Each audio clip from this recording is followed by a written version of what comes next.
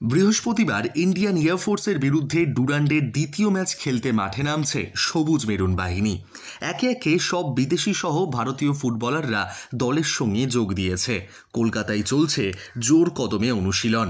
কিন্তু এরই মাঝে মোহনবাগানের অনুশীলনে মোহনবাগানের দলে ডিফেন্সে ভরসা দেওয়া অন্যতম ডিফেন্ডার আনোয়ার আলীকে মিস করছেন সমর্থকেরা।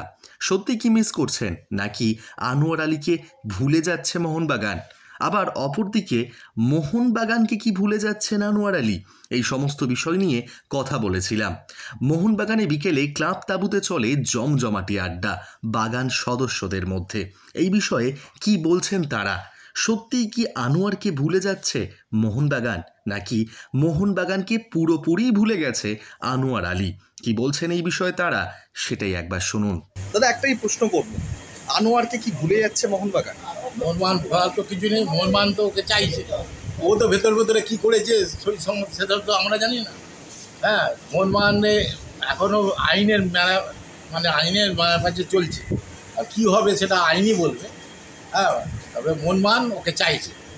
তবে এই যে জিনিসটা হয়েছে, নিঃসন্দেহে আনোয়ার একটা ভালো প্লেয়ার ছিল, মোহনবাগানের স্তম্ভ ছিল। ডুরান্ডে ম্যাচ খেলছে, এখনও পর্যন্ত আনোয়ারকে দেখা যায়নি প্র্যাকটিসে, বা সেরকম কিছু পজিটিভ দিক দেখা যাচ্ছে না। কী মনে হচ্ছে এটা কতটা একটা নেগেটিভ দিকে গেল দলের জন্য? প্র্যাকটিসের জন্য তো ওকে অলরেডি খবর পাঠানো হয়েছিল, ও নিজে থেকেই আসেনি। এইবারে বল কোর্টে, মানে এটা দলের জন্য একটা ক্ষতি সাময়িক হতেই পারে, কিন্তু সেটাকে মেকআপ দিয়ে দেওয়ার জন্য হচ্ছে, চেষ্টা চলছে। ঠিক আছে, আমি এবার এই দাদার কাছে আসবো। আপনার কি মতামত? সত্যিই কি মোহনবাগান ভুলে যাচ্ছে আনোয়ার?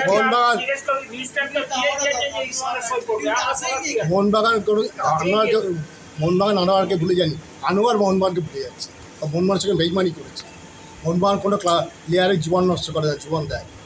আনোয়ার নিজের ভুলের জন্য আজকে এত আনোয়ারের এই হচ্ছে।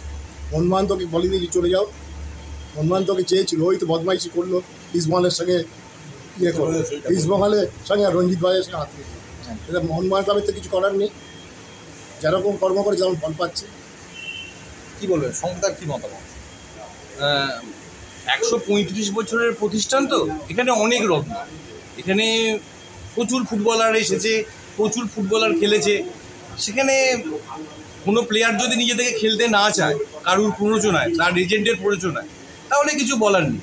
তবে আনোয়ার খেললে মোহনবাগানে খেলবে, আনোয়ার না খেললে কিছু এসে যাবে না। কেননা একটাই কথা, মোহনবাগানে রত্নে ভর্তি, রত্ন ভাণ্ডার। এখানে চুরি গোস্বামী, শৈলেন মান্না, বাবু সুব্রত ভট্টাচার্য প্রচুর খেলে গেছে। সেখানে আনোয়ার কি করলো না করলো, ইন্ডিয়ান ফুটবলের সব ফুটবলারেরই মান 19-20, সমস্ত ফুটবলারের মান। সেখানে যদি আনোয়ার নিজে থেকে খেলতে না চায় তো খেলবে না, খেলতে হলে খেলবে। মোহনবাগান কারোর জন্য বসে থাকে না। আচ্ছা, এবার তোমাদের কাছে আসবো, কি বলবেন এই প্রসঙ্গে? তুমি বলো, কি তোমাদের কি মতামত? মানে এই শুরু থেকে প্রতিষ্ঠানের থেকে তো প্লেয়ার করো না। মোহনবাগান এর আগে যা বললো, চুরি গোস্বামী, শৈলেন মান্না সবাইকে দিয়েছে। আনোয়ার আমাদের 4 বছরের চুক্তি ছিল, চুক্তির ওপরে আমাদের যে টিমের কর্ণধার সে তো বলেই দিয়েছে যে আমরা কারুর প্ররোচনায় পা দেবো না।